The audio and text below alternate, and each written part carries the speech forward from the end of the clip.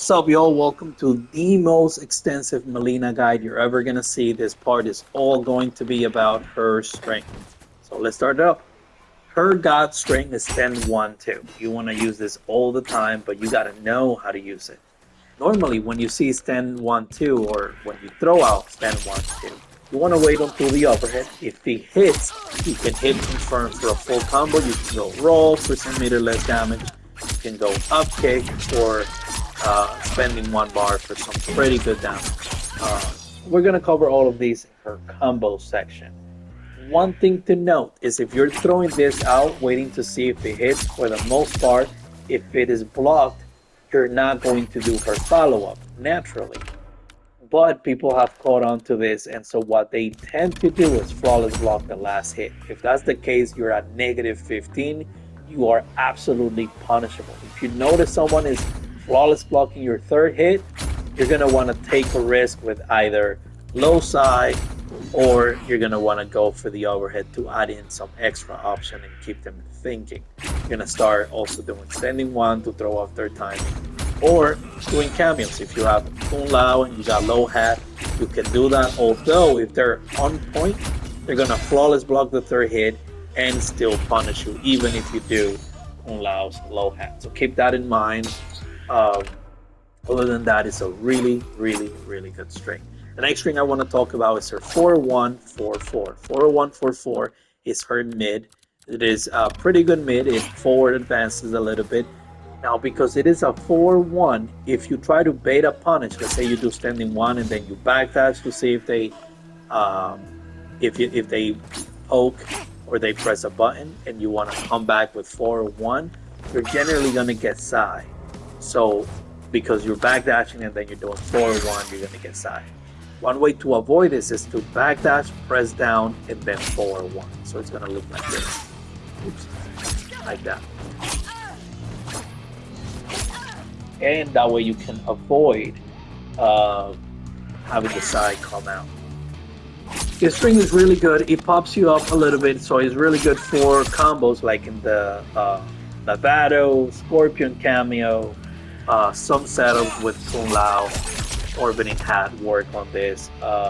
Madame Bell with Battle Toss, Striker. So that's definitely good, and we're going to cover those on her cameo section. You know this string is really good, and you want to condition them to block this string, to know that it is coming.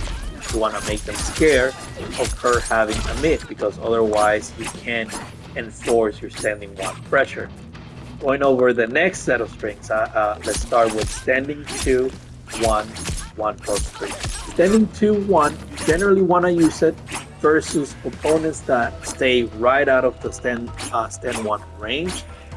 Standing 2 has slightly more range, and you can either confirm into Orbiting Hat, into then whatever you want, or standing 2, 1 into Kung Lao spin, and you know the world is your oyster from there.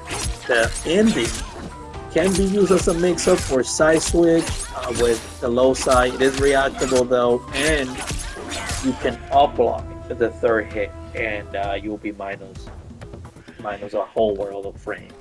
You will be basically very punishable if someone reads that you will do the full screen and the full string and up block you. So something to keep in mind. The third string we're going to talk about is her forward 2, forward 2. This string is not something you throw out there. It is a high on startup. The first hit is a high, the second hit is a low. With cameos that have an overhead, this is really good. Same for 4-1, 4-4. If you have an overhead like Scorpion, Striker, Farah, these are really good to keep a mix-up going. This is +1 block. If the opponent blocks it, however, mid-screen, they are right outside of standing 1 range, so standing 2 would be a better option. Always be careful throwing a poke or throw or something, because they are outside of your range and they can always walk back a little bit. If you press a button, they're going to try to whip punish you. You generally want to use this after a 4-4 combo ended. If you don't have cameo to keep the pressure going and you want to sort of buy yourself time, you're going to use this string. If it hits, you dash up, you do it again, or whatever else you want to do. But it's going to buy you time because it's +2. And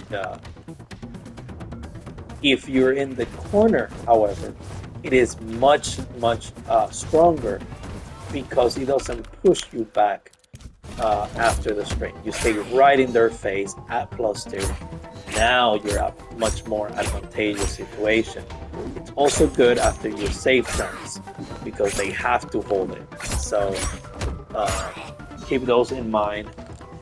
Next string we're going to talk about is 4-2-4-3-3. This one is very neat. It works with some combos. It works with characters that have overhead, so you can do strike 4-2 striker overhead, 4-2-4 striker overhead, 4-2-4-3-3 to keep a mix-up going. Same with Farah and her overhead, Scorpion and his overhead, and so on and so forth. So not very useful, but definitely some niche uses. You don't want to do it really on block because it's -7 and some characters can punish you, aka your Liu Kang, your Johnny Cage, and so on and so forth. Next string is going to be her forward 3 string. This one is her most damaging rounded string for non-meter combos. So going into roll, is gonna do more damage, and we're gonna cover this on the combo section. Unless you're playing a cameo that allows you to combo from roll, then like Scorpion, this is gonna be the max damage, or Madame Bows, call up into Madame Bows, battle toss with this into side, deals a lot of damage. And this one also has a brutality attached to it with the ending of the string. So sometimes I like to do it just to style on people. It's a cool looking brutal. So yeah, that's basically all there is when it comes to her string. Every single one of them has some uses. Every single one of them has their purpose. And learning how to use one and where is absolutely key to mastering. I'll see you all on the next one, which is going to be all about her specials.